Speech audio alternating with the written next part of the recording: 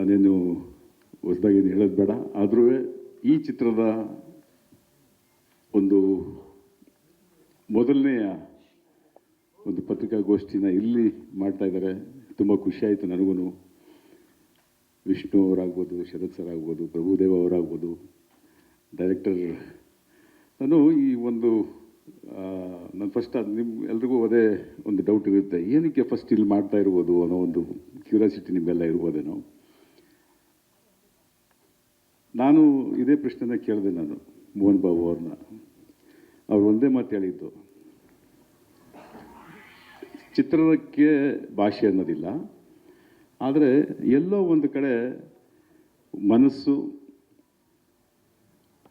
ನನಗೆ ತುಂಬ ಇಷ್ಟ ಪಡೋವಂಥ ಒಬ್ಬ ವ್ಯಕ್ತಿ ಕರ್ನಾಟಕದಲ್ಲಿ ಅಂಬರೀಷ್ ಅವರಿದ್ದರು. ಅವ್ರು ಇವತ್ತಿಲ್ಲ. ಆ ನೆನಪಿಗೋಸ್ಕರ ನಾನು ಖಂಡಿತವಾಗ್ಲೂ ಅಲ್ಲಿ ಮಾಡಬೇಕು ಅನ್ನಿಸ್ತು.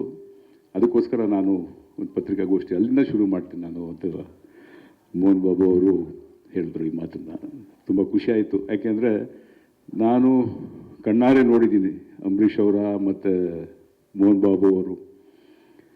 ಆ ಒಂದು ಸ್ನೇಹನ ನಾವು ಎಷ್ಟೋ ಕಡೆ ಚಿತ್ರದಲ್ಲಿ ನೋಡಿರ್ಬೋದು, ಇಲ್ಲಾಂದರೆ ಪುಸ್ತಕದಲ್ಲಿ ಓದಿರ್ಬೋದು, ಆದರೆ ಎದುರಿಗೆ ಕಣ್ಣಾರೆ ನೋಡಿದವ ನಾನು ನಿಜವಾಗ್ಲೂ ಪುಣ್ಯವಂತ ಅಂತ ಹೇಳಕ್ಕೆ ಇಷ್ಟಪಡ್ತೀನಿ.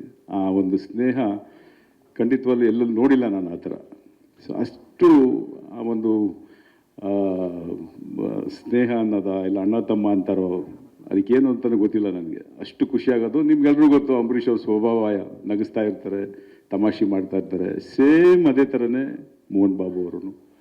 ಸೊ ಇಂಥ ಒಂದು ಸಂದರ್ಭದಲ್ಲಿ ಕಣ್ಣಪ್ಪ ನನಗೆ ಒಂದಿನ ಫೋನ್ ಮಾಡಿ ಮೋಹನ್ ಬಾಬು ಅವರು ಈ ಚಿತ್ರದ ಬಗ್ಗೆ ನಾನು ಅಂದರೆ ಮಾತಾಡಬೇಕು ಬಾ ಅಂತ ಕರೆದು, ಸರಿ ಮಾತಾಡ್ತಾ ನನಗೆ ಒಂದಷ್ಟು ಟೀಸರು ಟ್ರೈಲರ್ ಎಲ್ಲ ತೋರಿಸಿ ಪಿಕ್ಚರ್ ನೋಡು ಅಂದರು. ನಾನು ಐ ಡಿಂಟ್ ಎಕ್ಸ್ಪೆಕ್ಟೆಡ್ ಪಿಕ್ಚರ್ ನೋಡು ಅಂತ ಹೇಳ್ತಾರೆ ಅಂತ. ಪಿಕ್ಚರ್ ನೋಡಿದೆ ನಾನು. ನಿಜವಾಗಲೂ ತುಂಬ ಖುಷಿ ಆಯಿತು ನನಗೆ. ಎಷ್ಟು ಅದ್ಭುತವಾಗಿ ಮೂಡಿ ಬಂದಿದೆ ಅಂದರೆ, ಅದರಲ್ಲೂ ಈ ಸಂದರ್ಭದಲ್ಲಿ ಇಂಥ ಚಿತ್ರಗಳು ಬೇಕು ಅಂತ ಅನ್ನಿಸ್ತು ನಮಗೆ. ಕಣ್ಣಪ್ಪ ಅಂದರೆ ನಮಗೆ ಅಣ್ಣವರು ಜ್ಞಾಪಕ ಬರ್ತಾರೆ. ಫಸ್ಟು ಕಣ್ಣಪ್ಪ ಅನ್ನೋದು ಇಲ್ಲಿ ಕನ್ನಡ ಚಿತ್ರದಲ್ಲಿ ತಯಾರಾಗಿದ್ದು. ಅದೂ ಒಂದು ರೀಸನ್ ಹೇಳಿದ್ರು ಮೋಹನ್ ಬಾಬು ಅವರು. ಕಣ್ಣಪ್ಪ ಅನ್ನೋದು ಅಲ್ಲಿ ಡಾಕ್ಟರ್ ರಾಜ್ಕುಮಾರ್ ಅವರು ಮಾಡಿದ್ದಾರೆ. ಸೊ ಈಗ ವಿಷ್ಣುವರ್ಧನ್ ನನ್ನ ಮಗ ಇಲ್ಲಿ ಮಾಡಿರೋಂಥ ಚಿತ್ರ. ಸೊ ಅದು ಒಂದು ಖುಷಿ ನನಗೆ ಅನ್ನೋದು ಒಂದು ಅವರ ಸೆಂಟಿಮೆಂಟ್. ಅದನ್ನೆಲ್ಲ ಅವ್ರನ್ನ ಹೇಳ್ಕೊಂಡು ಬರ್ತಾ ಈ ಚಿತ್ರ ತೋರಿಸಿದಾಗ ನನಗೆ ಅಷ್ಟು ಖುಷಿ ಆಯಿತು. ನನಗೆ ಎಕ್ಸ್ಪೆಕ್ಟ್ ಮಾಡಿರಲಿಲ್ಲ. ನನಗೆ ಕ್ಯಾಸ್ಟಿಂಗು ಗೊತ್ತಿರಲಿಲ್ಲ. ನನಗೆ ಯಾರಿಲ್ಲ ಅದರಲ್ಲಿ ಅನ್ನೋ ಪ್ರಶ್ನೆ ಯಾರು ಮಾಡೋಕ್ಕಾಗೋದಿಲ್ಲ. ಎಲ್ಲರೂ ಇದ್ದಾರೆ ಆ ಚಿತ್ರದಲ್ಲಿ. ಸೊ ಒಂದೊಂದು ಆ ಚಿತ್ರದ ಸನ್ನಿವೇಶಗಳು ಎಲ್ಲೋ ಒಂದು ಹೊಸತನವಾಗಿ, ಕಣ್ಣಪ್ಪ ಅಂದರೆ ನಾವೆಲ್ಲ ಬೇರೆ ಏನೋ ಪ್ರಪಂಚದಲ್ಲಿದ್ದೀವಿ. ಇದು ಕಣ್ಣಪ್ಪ ಚಿತ್ರದಲ್ಲಿ ಇಂಥ ಒಂದು ನೀವು ನೋಡಿದ್ದೀರ, ಟ್ರೈಲರ್ ನೋಡಿದ್ದೀರಾ. ಆ ವಿಷುವಲ್ ಆಗ್ಬೋದು, ಆ ಮೇಕಿಂಗ್ ಆಗ್ಬೋದು. ಐ ಥಿಂಕ್ ಫಸ್ಟ್ ಟೈಮ್ ನಾನು ನೋಡಿದ್ದು ಈ ಥರ ಚಿತ್ರಗಳನ್ನು ಆ ಒಂದು ಅದ್ಭುತವಾಗಿ ಚಿತ್ರೀಕರಣ ಮಾಡಿ ಪ್ರೆಸೆಂಟ್ ಮಾಡ್ತಾ ಇರೋದು ನೋಡಿದ್ರೆ ತುಂಬ ಖುಷಿಯಾಯಿತು. ಆಮೇಲೆ ನಾನೇ ಪ್ರಶ್ನೆ ಮಾಡ್ತಿದ್ದೆ, ನಿಯರಿಂಗ್ 100 ಡೇಸ್ ನ್ಯೂಜಿಲ್ಯಾಂಡಲ್ಲಿ ಈ ಚಿತ್ರೀಕರಣ ನಡೆದಿದೆ, ಇದು ಯಾರೂ ಮಾಡೋಕ್ಕಾಗೋದಿಲ್ಲ. ನಾನೇ ಪ್ರಶ್ನೆ ಮಾಡ್ತಿದ್ದೆ ಮೋಹನ್ ಬಾಬು, ಹೆಚ್ಚು ಕಮ್ಮಿ 100 ದಿನಗಳು ನೀವು ಅಲ್ಲಿ ಹೋಗಿ ಶೂಟ್ ಮಾಡಿದ್ದೀರಾ, ಎಷ್ಟು 100-150 ಜನ ಇಲ್ಲಿಂದ ಕರ್ಕೊಂಡೋಗಿ, ಅದು 2 ಶೆಡ್ಯೂಲು ಸಿನಿಮಾ ಮಾಡಬೇಕು ಅಂದರೆ ಇವತ್ತು ಈ ಥರ ಸಿನಿಮಾ 2 ಗಂಟೆಗೆ ಬೇಕು, ನಿಜ ಹೇಳಬೇಕು ಅಂದರೆ ಇವತ್ತು ಇಲ್ಲಿ. ಸೊ ಅಂಥ ಒಂದು ಅದ್ಭುತವಾದಂಥ ಚಿತ್ರನ ಮಾಡಿದ್ದಾರೆ. ಖುಷಿಯಾಯಿತು ನನಗೆ. ಈ ಚಿತ್ರನ ನೀನೇ ಡಿಸ್ಟ್ರಿಬ್ಯೂಷನ್ ಮಾಡುವವರು ಆಯ್ತಣ್ಣ ಅಂತ ಹೇಳಿದೆ ನಾನು. ಸೊ ಅದೊಂದು ಜವಾಬ್ದಾರಿ ನನ್ನಲ್ಲಿದೆ. ಖಂಡಿತವಾಗ್ಲೂ ಇಂಥ ಒಂದು ಚಿತ್ರದಲ್ಲಿ ಕ್ಯಾಸ್ಟಿಂಗು ಅದ್ಭುತ ಬಿಡಿ. ಅದು ನಿಮಗೆ ಅಕ್ಷಯ್ ಕುಮಾರ್ ಇದ್ದಾರೆ,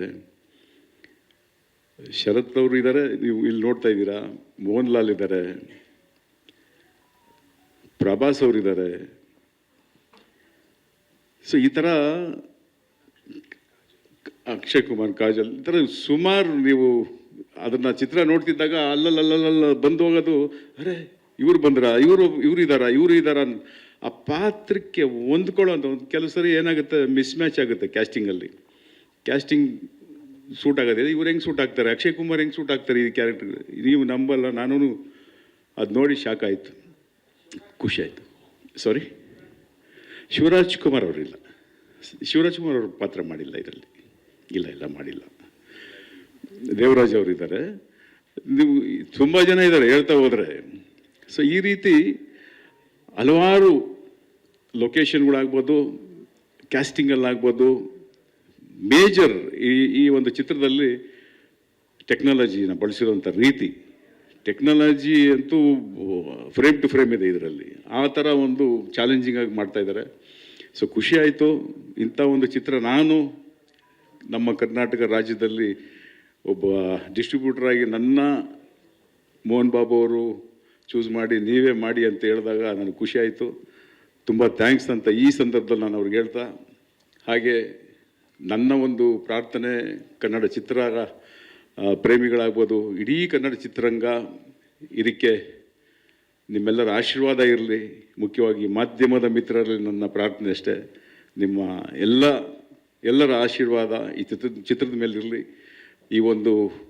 ಇವತ್ತು ನಿಮಗೆಲ್ಲ ಗೊತ್ತಿದೆ, ಒಂದೊಂದು ಚಿತ್ರಗಳು ಮಾಡೋದಕ್ಕೆ ಎಷ್ಟು ಕಷ್ಟಪಡ್ತೀವಿ, ಮಾಡಿದ ಮೇಲೆ ಅದನ್ನು ಮಾರ್ಕೆಟಿಂಗ್ ಮಾಡೋದು ಎಷ್ಟು ಕಷ್ಟಪಡ್ತೀವಿ, ಮಾರ್ಕೆಟಿಂಗ್ ಆಗುತ್ತೋ ಬಿಡುತ್ತೋ, ಒಬ್ಬ ನಿರ್ಮಾಪಕ ಎಷ್ಟು ರಿಸ್ಕ್ ಮಾಡಿ ಅದನ್ನು ರಿಲೀಸ್ ಮಾಡಿ ಅದನ್ನು ಗೆಲ್ಲಿಸೋದಕ್ಕೆ, ಅದನ್ನು ಚೇತರಿಸ್ಕೊಳ್ಳೋದಕ್ಕೆ ಇವತ್ತು ನೂರಾರು ಕೋಟಿ ಸ್ಟೇಕ್ಸ್ ಇರ್ತದೆ. ಅಂಥ ಒಬ್ಬ ನಿರ್ಮಾಪಕನ ನಾವು ಕಳ್ಕೊಂಡು ಹೋಗಬಾರ್ದು ಅನ್ನೋದೇ ನನ್ನ ಒಂದು ಉದ್ದೇಶ. ಅದಕ್ಕೆ ಬೆನ್ನೆಲುಬಾಗಿ ನಾವೆಲ್ಲರೂ ನಿಂತು ಈ ಚಿತ್ರನ ಗೆಲ್ಲಿಸಬೇಕು ಅನ್ನೋದೇ ನನ್ನ ಉದ್ದೇಶ. Thank you very much. ಸ್ವಾದಿಷ್ಟತೆಯ ಸ್ವಾದ, ತಾಜಾತನದ ಆಹ್ಲಾದ, ಉತ್ತಮ ಆರೋಗ್ಯ ಮತ್ತು ಹೆಚ್ಚಿನ ರೋಗ ನಿರೋಧಕ ಶಕ್ತಿಯ ವೃದ್ಧಿಗೆ ಈಗ ನಿಮಗೆ ಸಿಗುತ್ತಿದೆ ಉತ್ತಮ ಗುಣಮಟ್ಟದ ಪೌಷ್ಟಿಕಾಂಶ. Shri Vaidik millet health mix, ಇದು ಸಿರಿಧಾನ್ಯಗಳ ಸಂಪತ್ತು.